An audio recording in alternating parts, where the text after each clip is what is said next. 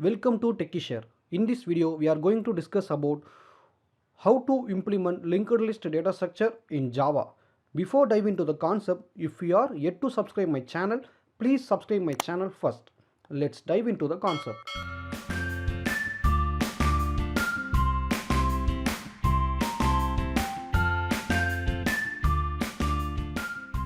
Linked list is a linear data structure. Here the data stored as a form of node and each node points to the next element to forming the chain. We can say it as it consists of group of nodes in a sequential order. Let's we understand why we go for linked list. Already we have a array list data structure, right? But now we go for linked list. So let's understand the advantages over array list.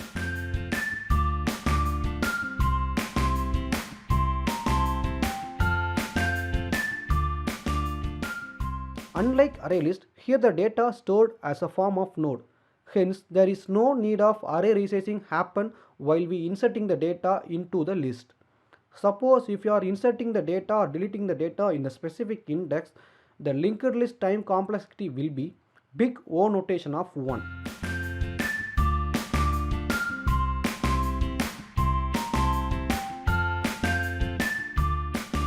Linked list used for implementing stack and queue. It also used for implementing adjacency list representation of graph. I will tell you what is graph in later videos.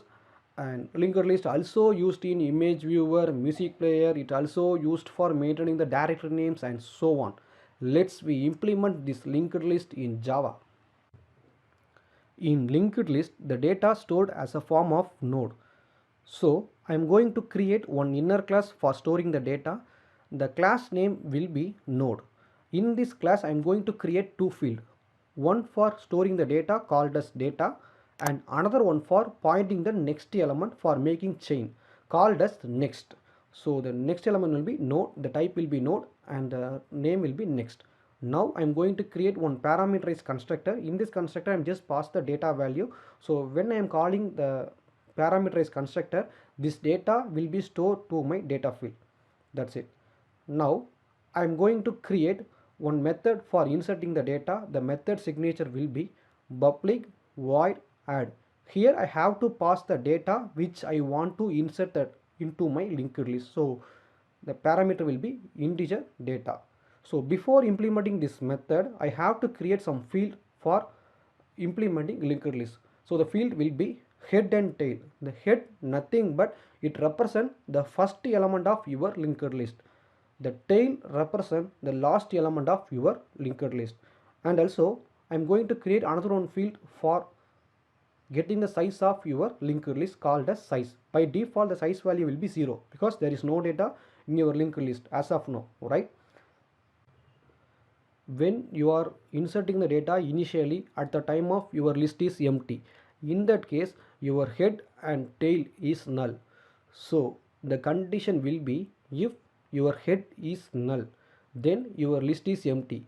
In that case you have to create a new node and assign to your head and tail.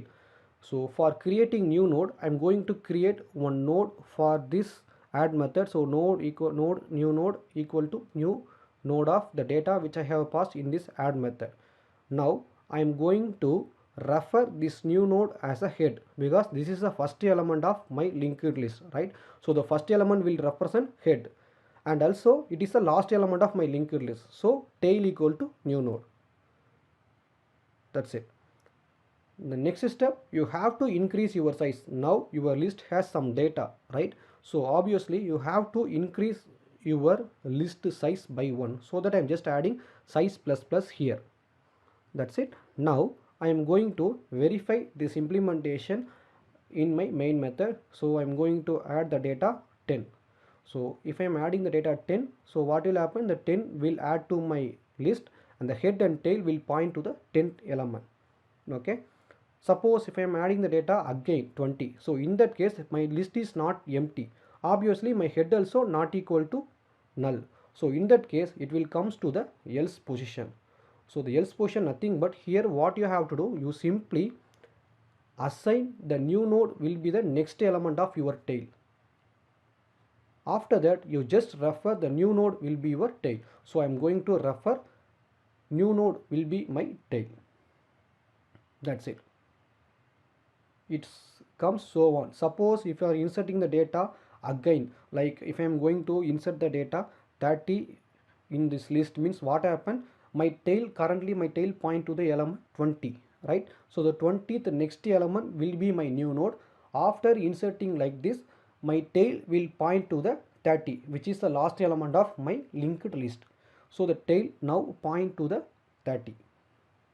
Likewise, the insertion happen while you inserting the data in the add method.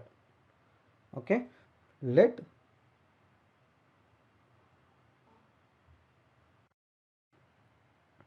I am going to implement to display this linked list in an array format. For that, I have to override the toString method here. In this toString method, I am going to represent this list in an array format. Suppose if I am print the linked list reference in anywhere, it should print the list as a array format. So that the first step will be, I have to create one string builder to forming this array format data. So I'm just creating one string builder here. Here the reference name will be buff.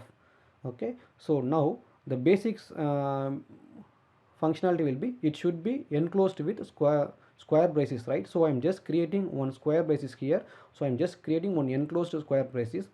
So after I'm creating this one, I'm simply written, instead of super.toString, I'm simply using this buff.toString. That's it. So whenever I'm calling my linked list reference in the sysout statement or in the toString method, it will return one empty array list.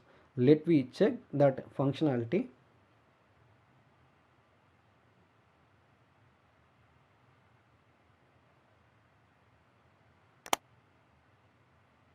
See, there will be one empty array will display in the console, right? Now we are going to implement to display the data in an array format. So the next step, you have to iterate over your linked list and get the data and display as array format.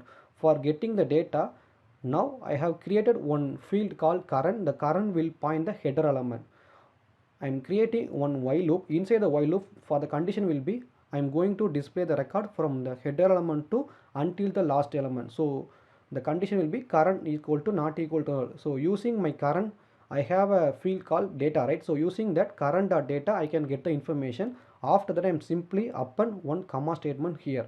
So once I get the current information, the next process will be current equal to current.next. That's it. So you just get the information. After that, it will point to the next element using my current.next process.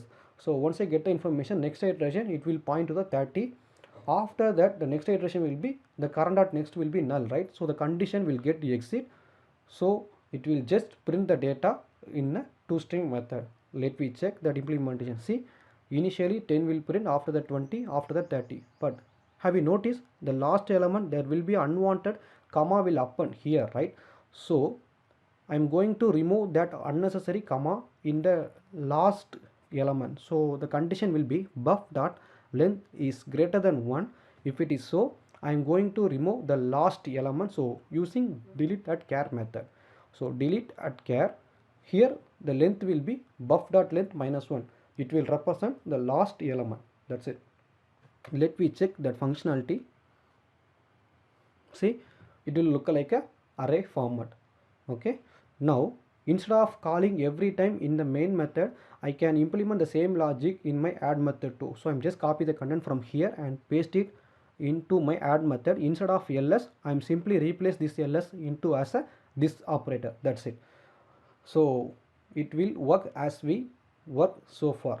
See, it will represent all the data. Initially 10 will be added, after that 10, after that 20 will be added, after that 30 will be added. So we can understand step by step process. Okay, now we are going to implement the add to index method. So add to index method, nothing but you are going to add the data in a specific index position.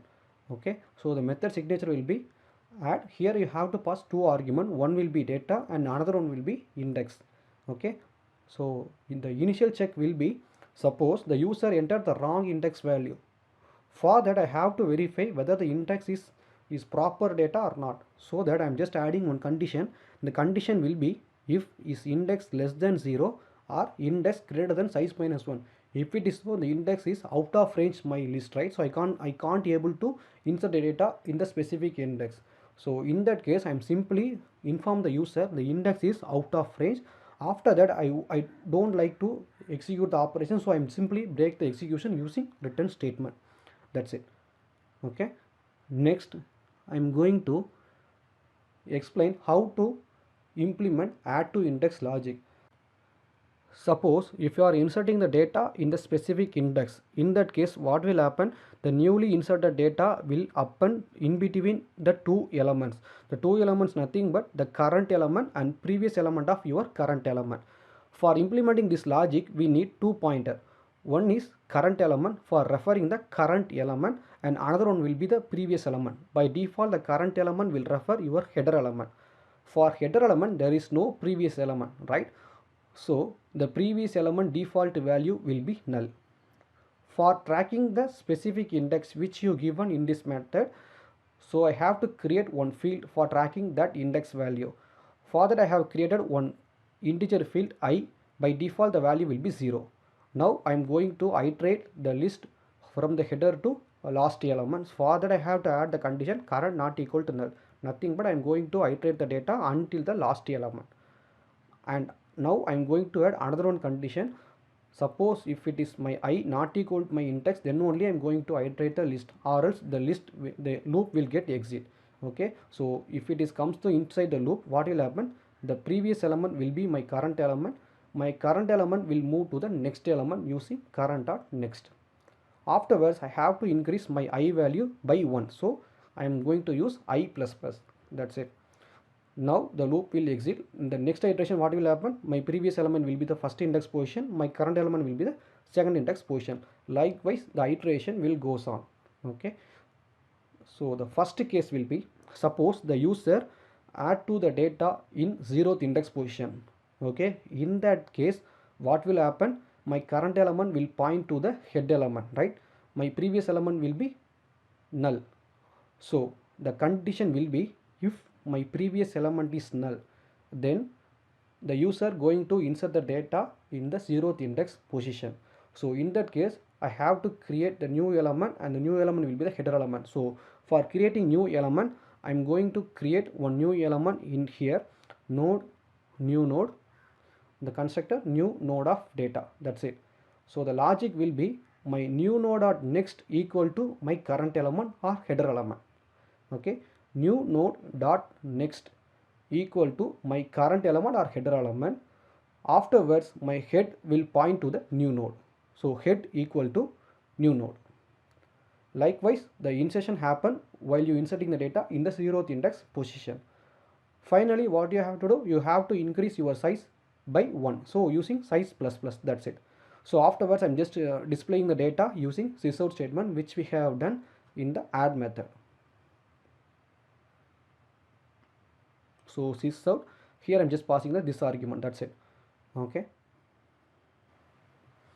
let we check the functionality.